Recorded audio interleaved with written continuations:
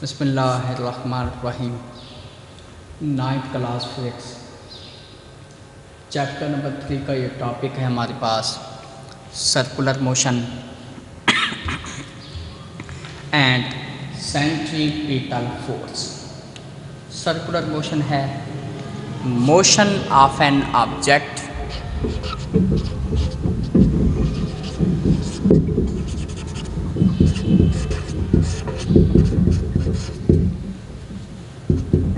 in a circular path।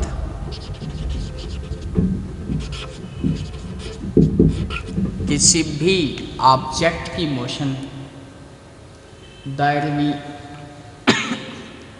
रास्ते में ये कहलाती है सर्कुलर मोशन। आप किसी ऑब्जेक्ट को फर्स्ट के हमारे पास कोई ऑब्जेक्ट है, हमने उसको रस्सी से बांधा, मुसलसल जो है हम उसे सर्कल में मूव करा रहे हैं, तो ये ऑब्जेक्ट सर्कुलर मोशन में मूव हो रहा है। तो उसके मूव होने की वजह है उस बॉडी का इनर्शिया।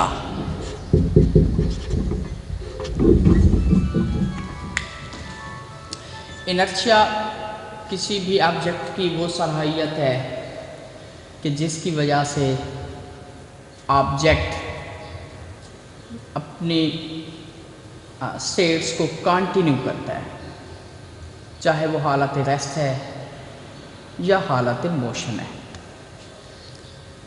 अब है जी सेंट्रीपिटल फोर्स। अभी हमने कहा कि ऑब्जेक्ट सर्कल में मूव हो रहा है, तो सर्कल में मूव होने के लिए उसे किसी फोर्स की ज़रूरत है। अब centripetal force is a force है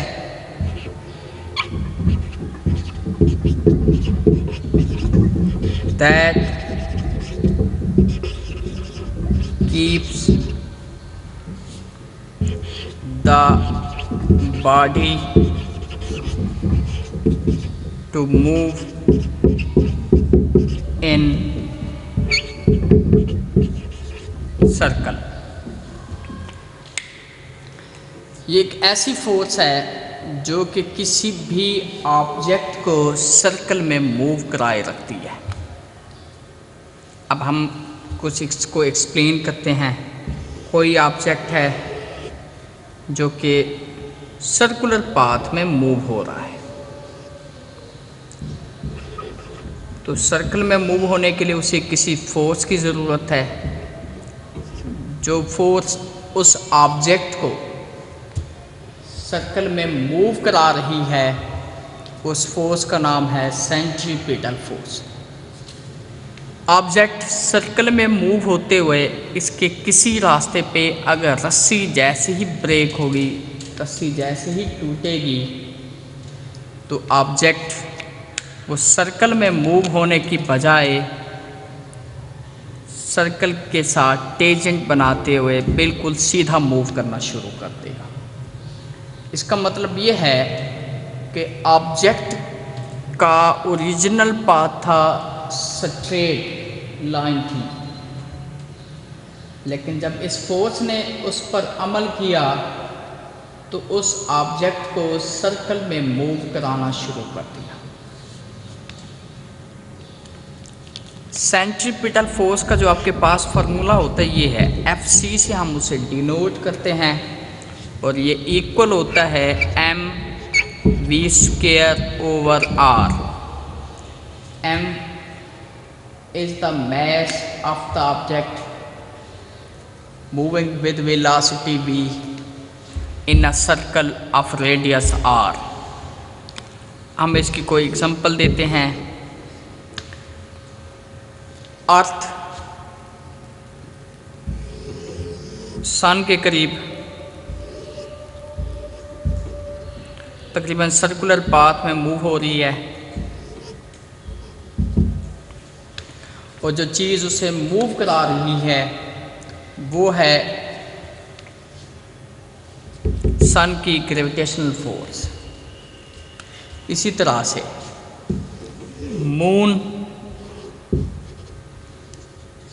अर्थ के करीब रिवॉल्व हो रहा है, और मून को सर्कल में मूव करने के लिए चाहिए सेंट्रीपिटल फोर्स। जो चीज़ उसे सेंट्रीपिटल फोर्स फराहम कर रही है वो है ज़मीन की ग्रेविटेशनल फोर्स, जो कि उसे प्रोवाइड कर रही है सेंट्रीपिटल फोर्स। किसी भी ऑब्जेक्ट को सर्कल में मूव होने के लिए सेंट्रीपिटल फोर्स की ज़रूरत है। अब हम इसका फार्मूला ड्राइव करते हैं।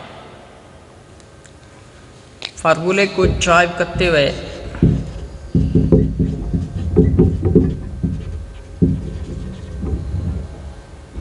ड्राइव फार्मूला हम लिखते हैं, फर्स्ट क्या कोई बॉडी है of mass m moving with velocity v in a circle of radius r।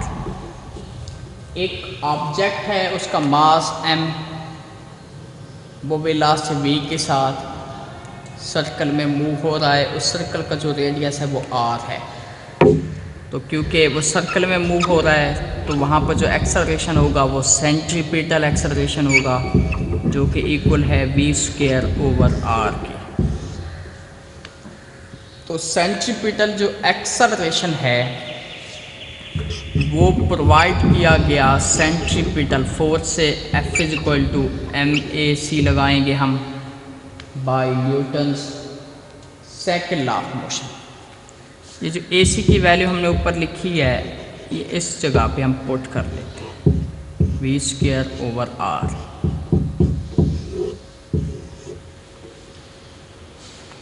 यहाँ से ये भी ज़ाहिर होता है कि सेंट्रीपिटल फोर्स का depend m for mass, square of the velocity, and ये इन्वर्सली है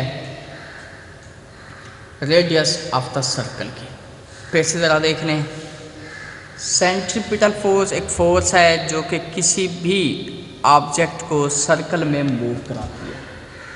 उसका आपके पास फार्मूला है Fc बराबर है mv² r।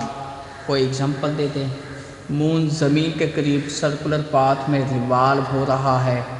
सर्कल में रिवॉल्व होने के लिए उसे चाहिए सेंट्रीपिटल फोर्स, जो कि ज़मीन की ग्रेविटेशनल फोर्स ने उसे प्रोवाइड की है। अब हम इसका ड्राइव करते हैं जी फार्मूला। फर्स्ट क्या जी, एक बॉडी है, उसका मास m है, वो वेलोसिटी v के साथ किसी सर्कल में मूव हो रहा है। उस सर्कल का जो रेडियस है वो r है, तो सेंट्रीपिटल एक्सेलरेशन बनेगा v² r। अब क्योंकि ये सेंट्रीपिटल एक्सेलरेशन तभी हासिल होगा जब ऑब्जेक्ट पे सेंट्रीपिटल फोर्स अप्लाई होगी। Fc = MAC, AC की वैल्यू इस जगह पे हमने पुट कर दी। यहाँ से ये जाहिर हुआ कि सेंट्रीपिटल फोर्स का डिपेंड मास पे, square of the velocity, and reciprocal of the radius of the circle. कल तक के लेक्चर के लिए अल्लाह हाफ़िज़।